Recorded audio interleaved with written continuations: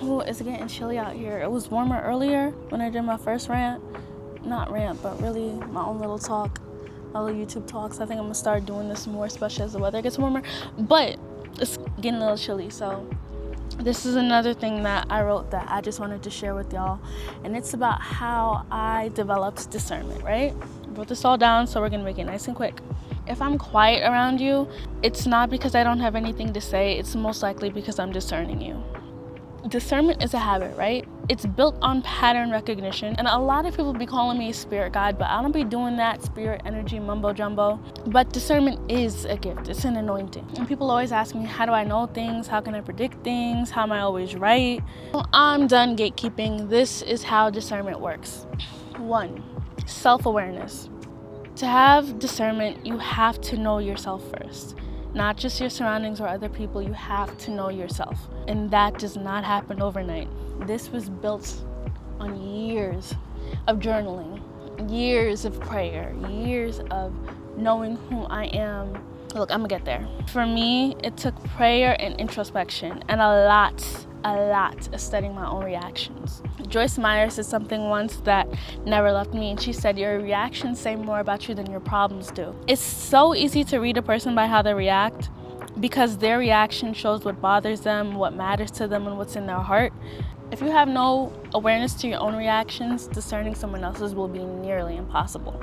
2, you need humility. You cannot have discernment without humility because when you're developing it, God is gonna hold a mirror up to you first. You'll go through situations where you have to look at yourself and think, dang, I was out of pocket. And catching that correction, that's the beginning. Humility also means taking yourself out of situations. This is my favorite line. This is what I be saying to everybody who asks me for advice. Feelings are great indicators, but terrible leaders. Here's something important. 98% of people you will meet will have their own best interest at heart. Most of what people do has nothing to do with you and everything to do with how they feel. When you accept that and remove yourself from the equation, you start to see situations clearly without emotion clouding the picture. Okay, number 3, you need, and I cannot stress this enough. You need emotional regulation.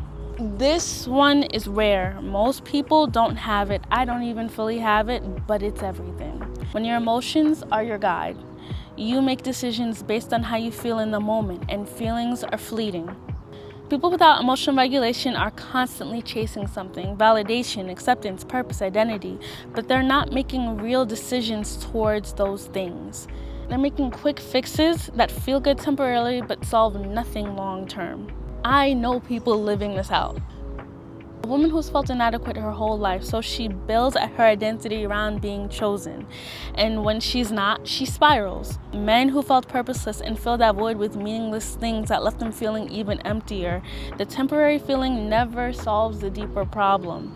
And that's why emotional regulation matters. When you can manage your own reactions, you start to recognize the same patterns in others. And that, my friends, is discernment. Your reactions say more about you than your problems do, so master yourself first and everything else follows.